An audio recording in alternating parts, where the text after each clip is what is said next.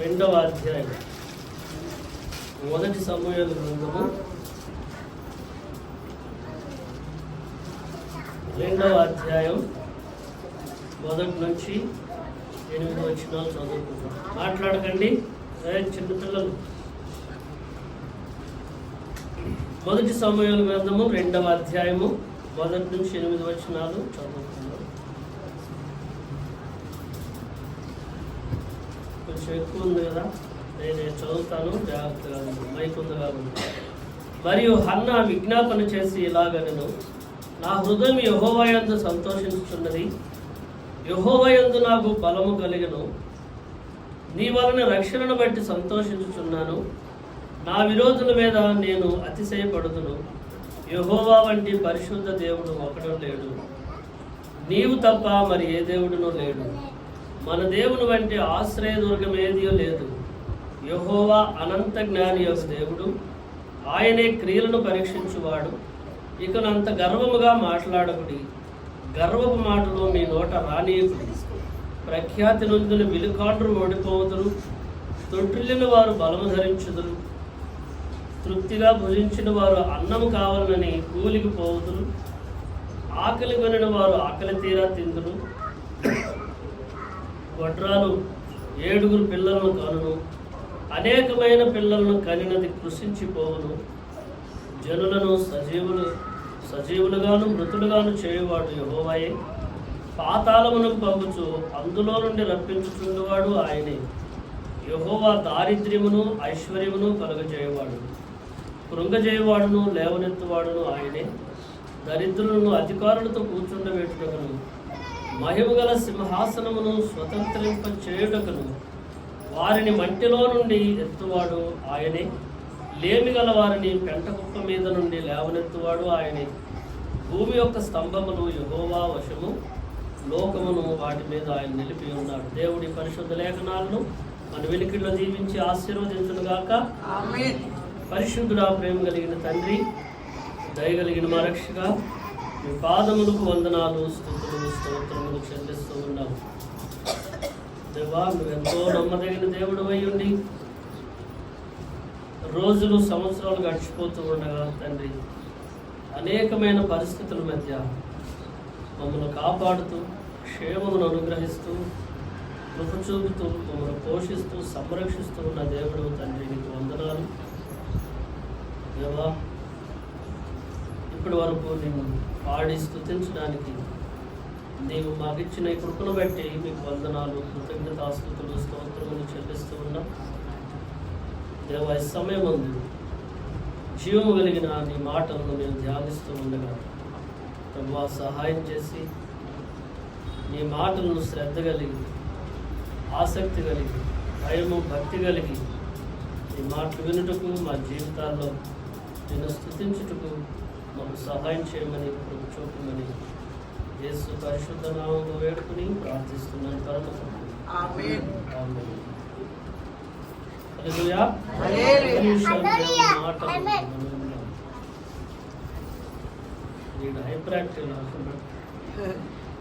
దేవుని మాటలు విందాం.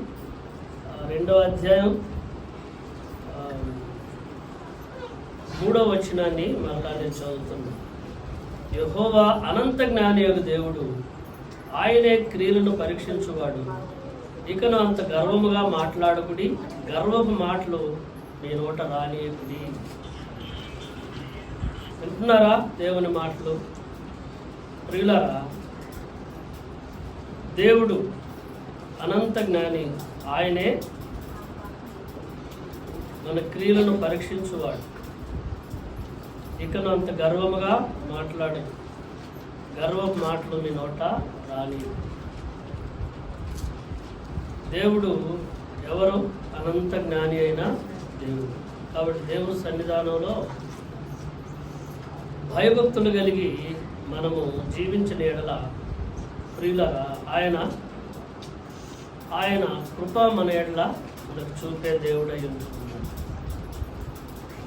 కానీ కొన్నిసార్లు మనకున్నటువంటి పరిస్థితులను బట్టి మనము దేవునికి దూరమై మనం జీవిస్తూ, కొంతమంది మేము అసలు దేవుడు అంటే లెక్కలేనటువంటి స్థితిలో నిర్లక్ష్య స్వభావంతో మనం జీవిస్తూ ఉంటాం. హన్నా ఈ విధంగా ప్రార్థన చేస్తూ ఉంది, ప్రభువా నువ్వు అనంత జ్ఞానివి. 2వ వచనంలో యెహోవా వంటి పరిశుద్ధ దేవుడు ఒక్కడనూ లేడు అని ప్రార్థన చేస్తూ ఉన్నది. అలాగనే 6వ వచనంలో జనులను సజీవులుగాను మృతులుగాను చేయవాడు యెహోవా. ఆయన అనంత జ్ఞాని, పరిశుద్ధుడు. ఆయన మృతులను సజీవులుగాను చేయవాడు.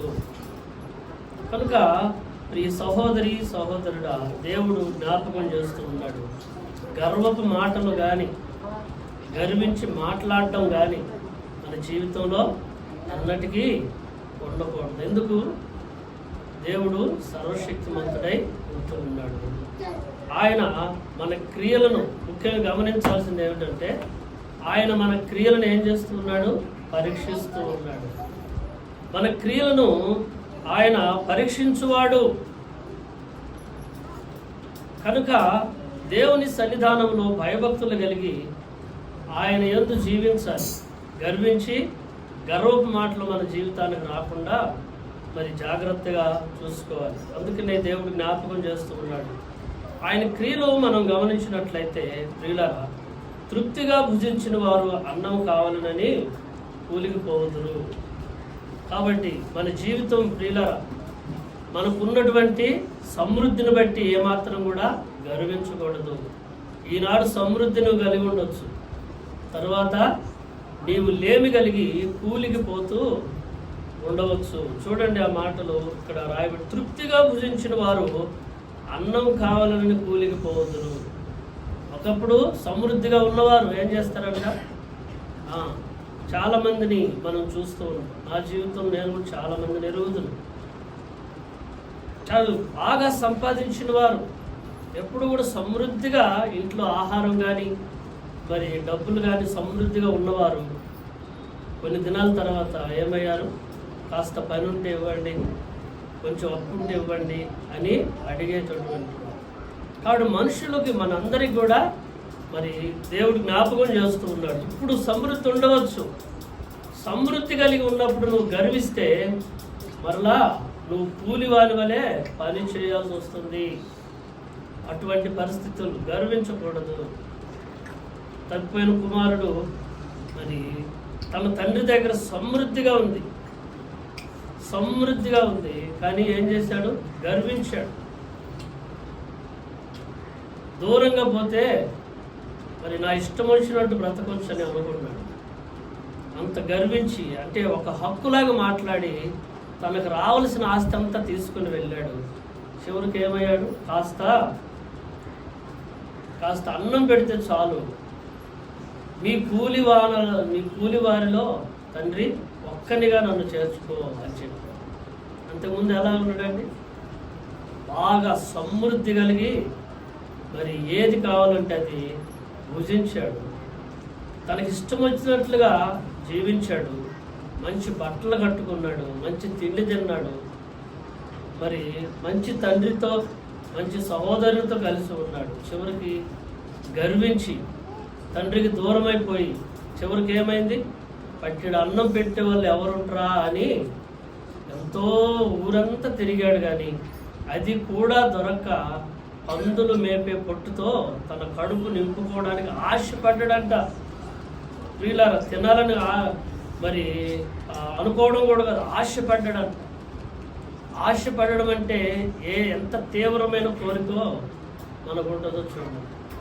కాబట్టి ప్రియులారా, దేవుడు సమృద్ధిగా ఇస్తే, సమృద్ధిగా ఉన్న దినాల్లో దేవుణ్ణి లెక్క చేయకుండా దేవుని వాక్యానికి దేవుని సన్నిధికి దూరం అయిపోయి వెళ్ళకపోతే ఏమవుతుందిలే, ప్రార్థన చేయకపోతే ఏమవుతుందిలే, లేదా ప్రార్థన చేయకపోతే దేవుని సన్నిధి వెళ్ళకపోతే ఏమైంది, వాక్యం చదవకపోతే ఏమవుతుందిలే అనుకుని మన జీవితాల్లో చాలాసార్లు సాతానుడు కలిగిస్తున్నటువంటి ఆలోచనలకు మనం తావిచ్చి తర్వాత ఏమవుతామో తెలుసా? కొంచెం పని దొరికితే బాగుండు, కొంచెం ఆకలి తీరితే బాగుండు, ఎవరైనా సహాయం చేస్తే బాగుండు అనే పరిస్థితులు వస్తాయి. దేవుని వాక్యం సెలవిస్తుంది, తృప్తిగా భుజించిన వారు అన్నం కావాలని కూలికి పోవద్దు. కాబట్టి మనకున్న సమృద్ధిని బట్టి ఏ రోజు కూడా దేవుణ్ణి విడిచిపెట్టగా ప్రియుల దేవుని భక్తి అంటే ఉన్నప్పుడు ఒకలాగా లేనప్పుడు ఒకలాగా ఉండడం కాదండి. ఉన్నను లేకున్నను పౌలు మరి దేవుని వాక్యాన్ని సంఘానికి తెలియజేస్తున్నాడు. నేను ఐశ్వర్యం కలిగి ఎరుగుదును, దరిద్రుడిగా ఎరుగుదును, ఆకలి తీరా భుజించిన రోజులున్నాయి, ఉపవాసం ఉన్న దినాలున్నాయి, ఎన్నో ఉపద్రవాల మధ్య బ్రతికాను, కానీ నా విశ్వాసం ఒక్కటే. విశ్వాసం మారలేదండి. ఉపవాసాలున్నా, కడుపు నిండా తిన్నా, మరి సమృద్ధిగా ఉన్న, ఉపద్రవాలు వచ్చిన భక్తి మారలేదు. మారింది పరిస్థితులే. పరిస్థితులు మారుతున్నాయని భక్తి మార్చుకోకూడదు. కాబట్టి ప్రియులారా, మనం గర్వపడకూడదు. ఆకలి కొనిన వారు ఆకలి తీరా తిందురు అంటున్నారు. మనం దేవుని ఎడల భయభక్తులు కలిగి జీవించినట్లయితే ఆయన తృప్తిగా మనకి భోజనాన్ని అనుగ్రహించే దేవుడై ఉంటుంది. సింహం పిల్లలు లేమి కలిగి ఉంటాయేమో కానీ తన యందు భయభక్తులు కలిగిన పిల్లలకి ఏది కూడా పొదువు చేయడు అని దేవుడు కీర్తన గ్రంథం 34వ అధ్యాయంలో సెలవిస్తూ ఉన్నాడు. కాబట్టి ఆయన యందు భయభక్తులు కలిగిన వారు ఆకలి తీరా భోజనం చేస్తారు. గర్విస్తే మనము ఆకలికి అలమటించే పరిస్థితులు వస్తాయి. కాబట్టి ప్రియులారా, దేవుని యందు నిర్లక్ష్య స్వభావం వద్దు. ఎందుకంటే ఆయన పరిశుద్ధుడు, అనంత జ్ఞాని, ఆయన మృతులను సజీవులుగా చేసే సర్వశక్తిమంతుడు. దేవుని ఎడల భయభక్తులు కలిగి దేవుడు ఎలాంటి వాడో తెలుసుకోకుండా మనం జీవించి దేవుణ్ణి విడిచిపెట్టి తిరుగుతూ దేవుణ్ణి నిర్లక్ష్యం చేసి బ్రతుకుతూ మరి అన్నీ ఉన్నప్పుడు ఒకలాగా లేనప్పుడు ఒకలాగా మనము జీవించి మనం దేవుని యొక్క మరి ప్రేమకు దూరం కావద్దని ప్రభు జ్ఞాపకం చేస్తూ ఉన్నాడు. ఆయన గొడ్రాలు 7 పిల్లల కరుణని హన్నా స్తుతిస్తూ ఉన్నది. హన్నా మరి ప్రియుల ఆయన గర్భఫలాన్ని ఇచ్చేదేమో ఆలస్యం కావచ్చు, కానీ ఆయన గొప్ప కార్యాలు చేసే దేవుడు.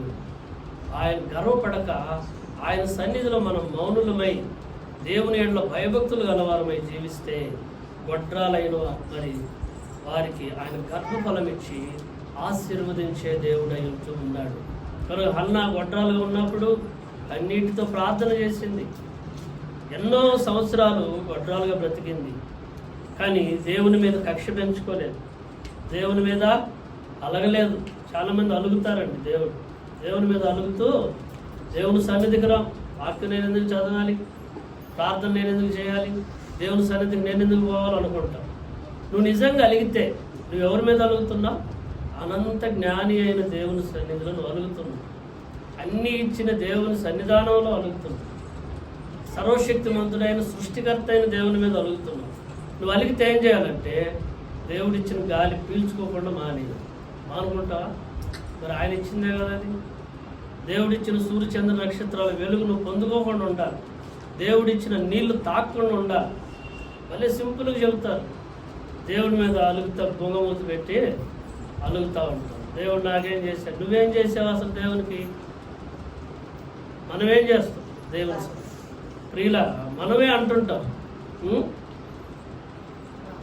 సిగ్గు లేకుండా నా మీద అలిగినారు కానీ నేను ఇచ్చేది కావాలా, నేను ఇచ్చేది తినాలా అంటుంటాం. మనమే ఏం చేస్తాం? మనం ఒకరి మీద ఒకరు అలిగినాం అనుకోండి, ఏం చేస్తాం మనం? నాకెందుకు ఎవరి మీద అలిగుతామో వాళ్ళ సొమ్ము మనకు వద్దంటాం. మరి దేవుని మీద అలిగినప్పుడు దేవుడిచ్చిన గాలి నువ్వు పీల్చుకోవాలి, దేవుడిచ్చిన నీళ్లు నువ్వు తాగొద్దు, దేవుడిచ్చిన వెలుగు నీకు అసలు అవసరం లేదు. కాబట్టి ప్రియులారా, ఇవన్నీ కూడా అజ్ఞానపు విషయాలు. మనిషి జీవితంలో అజ్ఞానం, మూర్ఖత్వం ఉంటా ఉంటుంది. దేవుడు ఇన్ని చేస్తున్నప్పుడు దేవుణ్ణి తెలుసుకొని దేవుని యందు భయభక్తులు కలిగి జీవించాల్సిన జీవితం మనం చేయాలి. అందుకు రోమపత్రిక 1వ అధ్యాయంలో రాయబడిన మాట, ఆయన సృజించిన వస్తువులను ఆలోచించడం ద్వారా ఆయన అదృశ్య లక్షణాలను మనం తెలుసుకొని దేవుణ్ణి స్తుతించగలుగుతాం. హల్లెలూయా.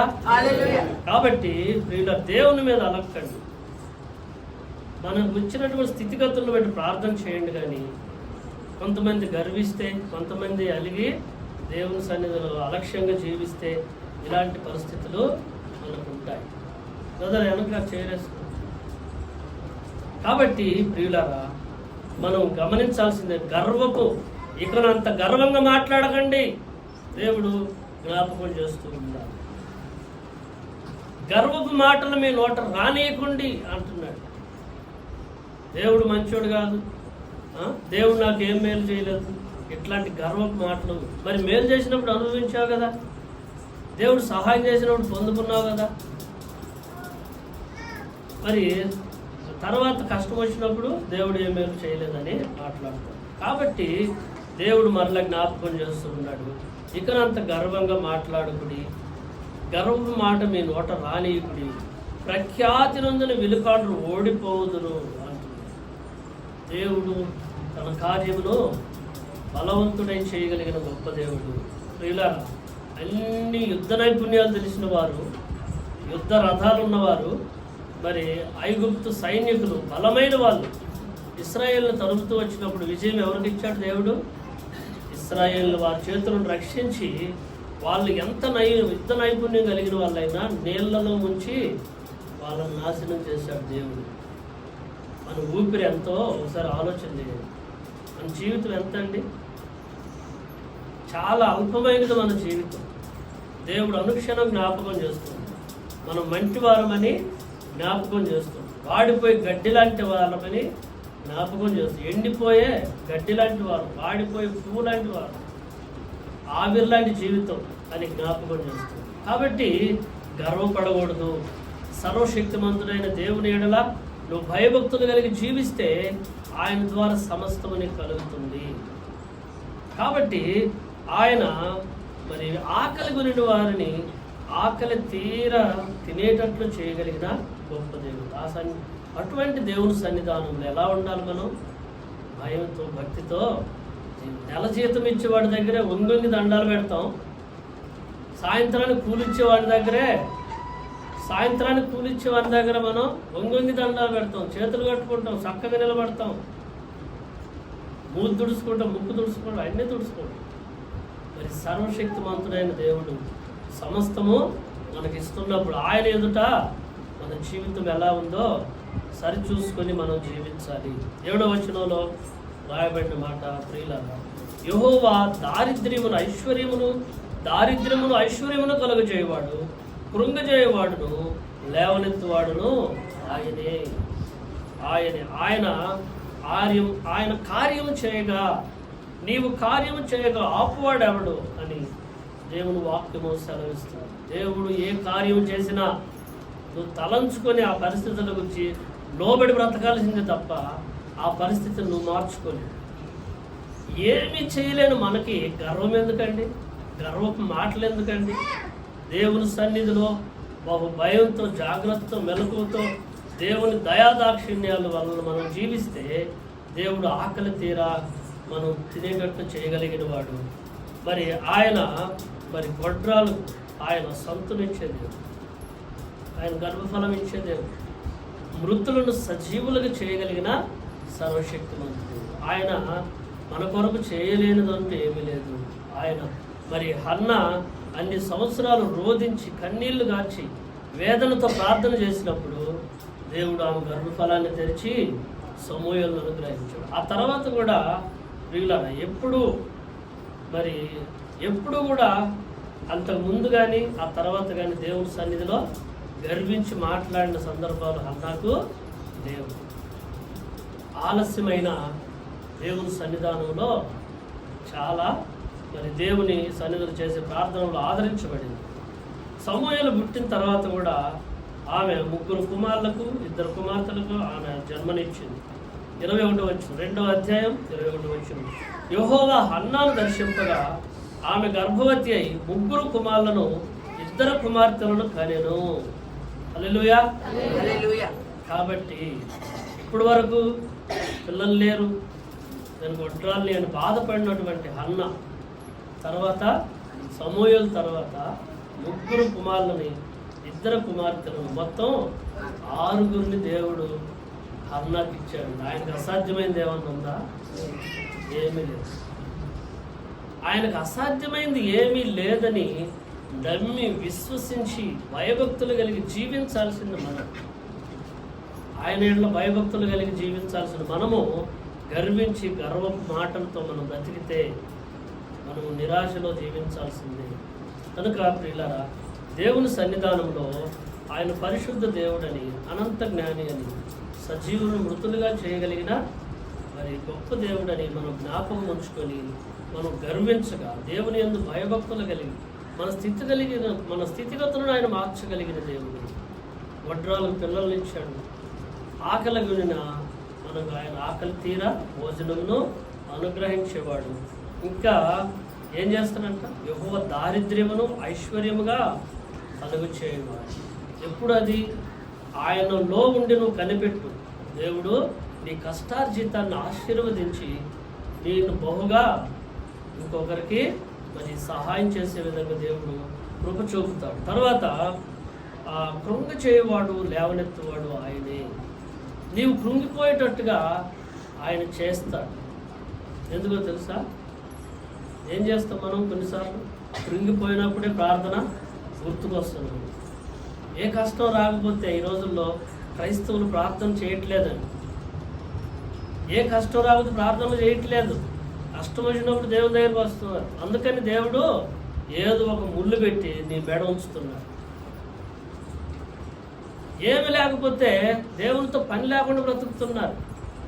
ఏదో ఒక ముళ్ళు పెడితే ఆ ముళ్ళు పెట్టినప్పుడు సురక్కం అన్నప్పుడు అప్పుడు మెడ ఉంచుతున్నారు, మోకాలు ఉంచుతున్నారు, ఒళ్ళు ఉంచుతున్నారు. కాబట్టి ఆయన కృంగ చేసిన నీ మంచి కొరకే, నీ మంచి. కానీ కొంతమంది మూర్ఖత్వంతోనే ఉన్నారు. ఇంకా అంటే ఇది ఒక మంచి సమయం, నాకు ఈ సమయంలో దేవుడు బాధ కలిగించిన, నాకు దిగులు పుట్టించిన, దేవుని సన్నిధిలో ప్రార్థన చేయడానికి అని అనుకోవట్లేదు చాలామంది. ప్రియులారా, ఆయన కృంగ చేయవాడును లేవనెత్తువాడు. నువ్వు కృంగినప్పుడు ప్రార్థన చేస్తే ఆయన మరలా తిరిగి నిన్ను పైకి లేపుతాడు. నువ్వు కృంగిపోయినప్పుడు నీ మోకాలు వంచితే ఆయన మరలా నీ ప్రార్థన ద్వారా ఆయన మరలా నీ గడ్డం పట్టుకుని పైకి లేపుతాడు. అటువంటి దయగలిగిన కార్యాలు దేవుడే చేయగలిగినాడు. కాబట్టి ప్రియులారా, ఆయన దరిద్రుల అధికారులతో కూర్చుండబెట్టుటకును, మహిమ కలిగిన సింహాసనం స్వతంత్రింపజేయుటకును వారిని మంటిలో నుండి ఎత్తువాడు ఆయనే. లేమి గల వారిని పెంట కుప్పల మీద నుండి లేవనెత్తువాడు ఆయనే. హల్లెలూయా. కాబట్టి దేవుని యొక్క మరి ఇటువంటి మరి దయగలిగినటువంటి శక్తి కలిగిన కార్యాలు మరి ప్రియులారా మనం తెలుసుకొని మరి మనం జీవించాలి. 10వ వచనంలో లాస్ట్లో రాయబడి, తాను నియమించిన రాజుకు ఆయన బలమిచ్చును, తాను అభిషేకించిన వానికి అధిక బలం కలుగచేయును అని రాయబడి. తాను నియమించిన వారికి ఏం చేస్తాడు? ఆయన బలమిస్తాడు. నీవు దేవుని కృప ద్వారా రక్షించబడి ఉంటే నీకు ఆయనే బలమిచ్చే దేవుడు. అది జ్ఞాపకం ఉంచుకోవాలి. ఆయన నిన్ను అభిషేకించి అధిక బలం ఇచ్చేది ఆయనే, నీకు బలం ఇచ్చేది ఆయనే. కాబట్టి కృంగిపోయినా, దుఃఖం కలిగిన ఎటువంటి పరిస్థితులు ఎదురైనా దేవుని సన్నిధానంలో నువ్వు చేసే ప్రార్థన నిన్ను పైకి మరలా దేవుని పైకి ఆయన బలమిస్తాడు. నిన్ను నియమించి నిన్ను ఎన్నుకొని ఆయన ఏమి చేయలేని వాడుగా ఉండడు. ఆయన సమస్తం చేయగలిగిన వాడై ఉండి నిన్ను పైకి లేవనెత్తువాడు, నిన్ను బలపరిచే దేవుడు అయి ఉంటున్నాడు. కనుక గర్వపు మాటలు, గర్వించే స్థితిగతులు మన జీవితంలో ఉండకూడదు. దేవుని ప్రేమను, దేవుని క్రియలను మనం జ్ఞాపకం ఉంచుకొని స్తుతించాలి. మన క్రియలను ఆయన పరీక్షించుచున్నాడు. ఆయనే క్రియలను పరీక్షించువాడు. ఇక అంత గర్వంగా మాట్లాడు. మన క్రియలను ఆయన పరిశీలిస్తున్నాడు. మనం ఎలా ఆలోచిస్తున్నాం, ఎలా నడుచుకుంటున్నాం, ఎలా బ్రతుకుతున్నాం, ఏం మాట్లాడుతున్నామో, ఎలా ప్రవర్తిస్తున్నామో అన్నిటిని ఆయన పరీక్షిస్తూ ఉన్నాడు. కనుక దేవుని ఎదుట మనం భయభక్తులు కలిగి జీవించే వారమై ఆయనకు లోబడి జీవించే జీవితాన్ని మనం కలిగి ఉండాలి తప్ప మనం గర్వించకూడదు. ఆకలి తీరినప్పుడు అన్నాన్ని తన్నడం, తల్లి పాలు తాగి తల్లి రొమ్మును గుద్దడం, తన్నడం అలాంటిదే.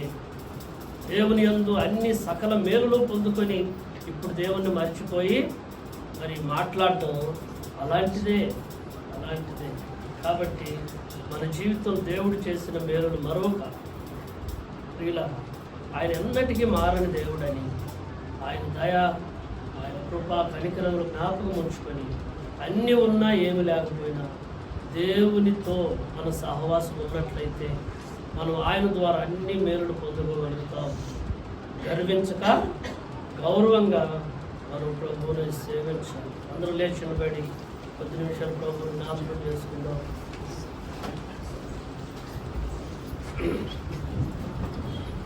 అందరము కళ్ళు మూసుకొని కళ్ళు వచ్చి దేవుని సన్నిధానంలో అందరూ కళ్ళు మాట్లాడకండి దయచేసి. సండే స్కూల్ పిల్లలు ఎవ్వరు కూడా మరి ఎవ్వరు కళ్ళు తెరుచుకోవాలి.